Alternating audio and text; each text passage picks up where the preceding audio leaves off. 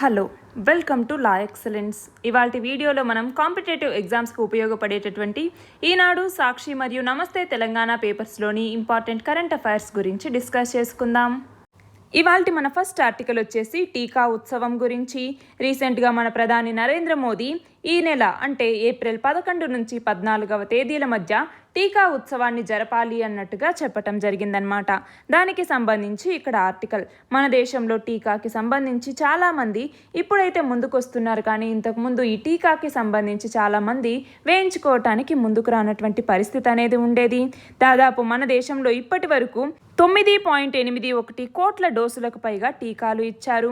అయితే ఈ నెల 11 నుంచి ప్రభుత్వ, ప్రైవేట్ సంస్థలు తమ సిబ్బందికి టీకాలు వేసుకోవటానికి కేంద్రం అనేది అనుమతి ఇచ్చింది.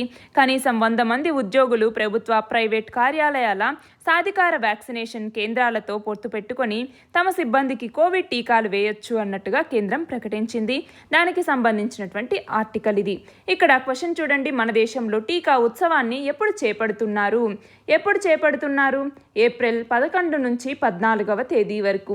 మన దేశంలో టీకాల కార్యక్రమం అనేది ఎప్పుడు మొదలైంది? జనవరి 16, 2021న టీకాల కార్యక్రమం అనేది మొదలైంది. అప్పటి నుంచి ఇప్పటి వరకు కూడా 9.81 కోట్ల డోసులు ఇప్పటి వరకు ఇవ్వటం జరిగింది. ఇప్పుడు ఈ డోసుల్ని పెంచేలాగా, టీకాలు ఎక్కువ మంది వేసుకునేలాగా ప్రాధాన్యం కల్పించేలాగా ఏప్రిల్ 11 నుంచి 14వ తేదీ వరకు టీకా ఉత్సవాన్ని జరపాలి అన్నట్టుగా మన ప్రధాని నరేంద్ర మోదీ సూచించారు. మన నెక్స్ట్ ఆర్టికల్ వచ్చేసి పోషకాహారం గురించి. తక్కువ ఖర్చుతో లభించేటటువంటి బలవర్ధకమైనటువంటి రుచికరమైనటువంటి ఆహారం కావటంతో మాంసాహారులందరికీ కూడా చికెన్ అనేది బాగా ఇష్టం. కానీ ధరలు అనేవి రీసెంట్గా చాలా పెరిగిపోతూ ఉన్నాయి.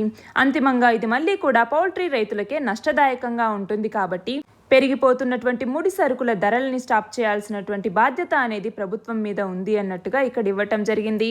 ముఖ్యంగా సోయా కేక్ ధరలు దిగిరావాలి అంటే జన్యుపరంగా మార్పు చేయనటువంటి సోయాబీన్ దిగుమతుల్ని కేంద్రం అనుమతించాలి.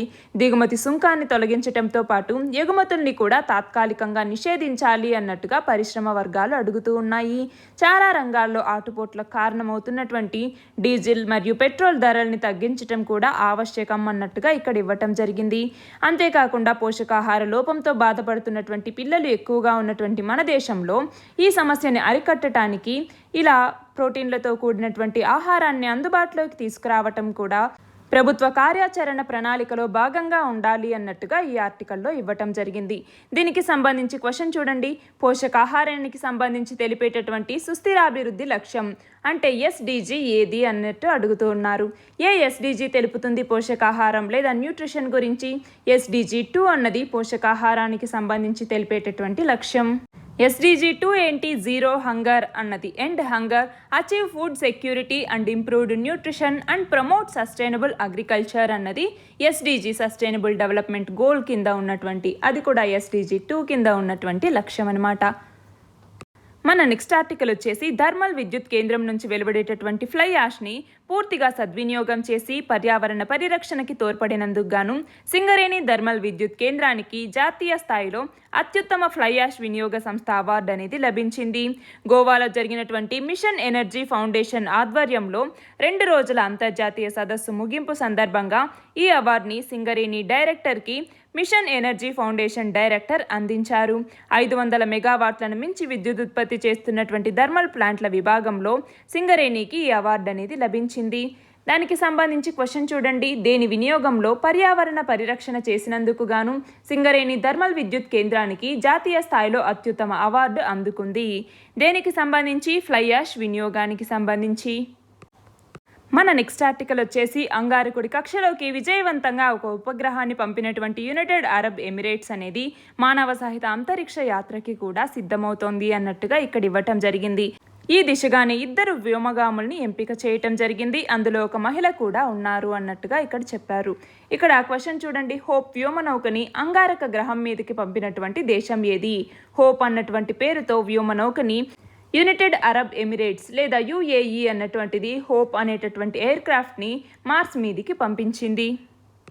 మన నెక్స్ట్ ఆర్టికల్ వచ్చేసి ఉత్పత్తి ఆధారిత ప్రోత్సాహక పథకం లేదా PLI production linked incentives scheme కింద ఎంపికైనటువంటి మొబైల్ తయారీ కంపెనీలు డిసెంబర్ త్రైమాసికంలో మొత్తం 1300 కోట్ల పెట్టుబడులు పెట్టాయి అన్నట్టుగా వాణిజ్య పరిశ్రమల శాఖ అనేది వెల్లడించింది. మొత్తం 35,000 కోట్ల విలువైనటువంటి వస్తువుల్ని సైతం ఇవి ఉత్పత్తి చేశాయి అన్నట్టుగా చెప్పటం జరిగింది. దీనికి సంబంధించి భారీ స్థాయి ఎలక్ట్రానిక్స్ తయారీకి PLI పథకాన్ని ప్రభుత్వం గత ఏడాదే నోటిఫై చేయటం జరిగింది. దీని కింద 5 ఏళ్ల పాటు విక్రయాల మీద 4 నుంచి 6% వరకు ప్రోత్సాహకాల్ని ఇస్తారు. దీనికి సంబంధించి ఇక్కడ క్వశ్చన్ చూడండి. PLI పథకం గురించి వివరించండి.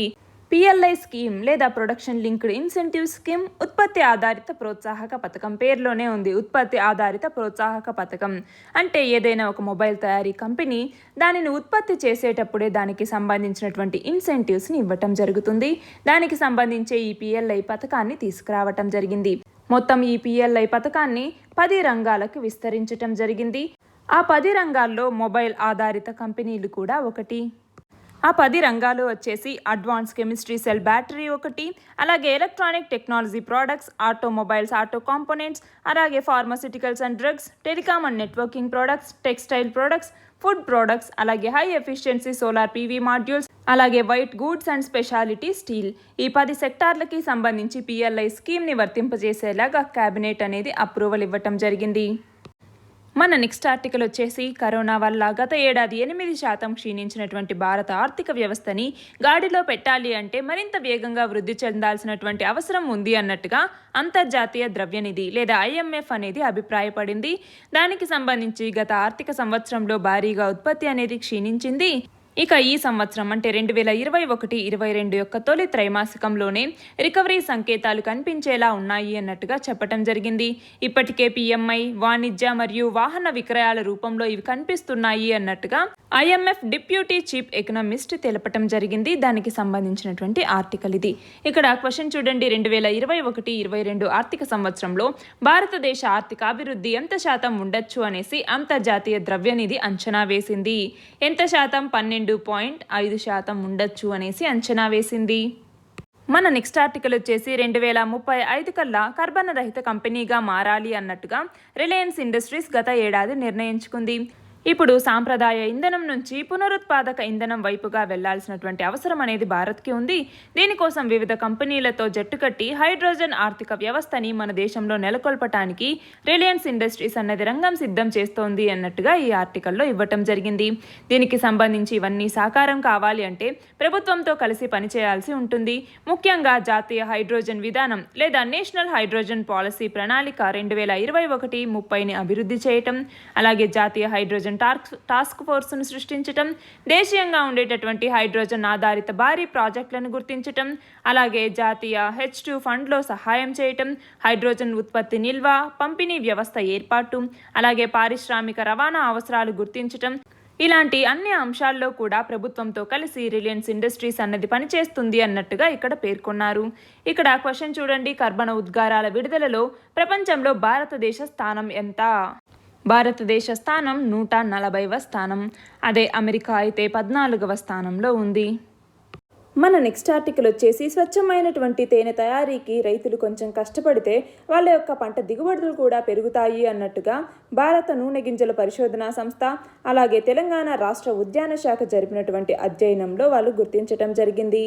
కొన్ని రకాల ఉద్యాన నూనె గింజలు అలాగే పప్పు ధాన్యాల పంటలు సాగు చేసేటటువంటి చేలలో తేనెటీగల పెంపకాన్ని ప్రత్యేకంగా కొన్ని గనక పెట్టెల్ని ఏర్పాటు చేస్తే దాంతో చాలా లాభాలు ఉన్నాయి అన్నట్టుగా చెప్పటం జరిగింది.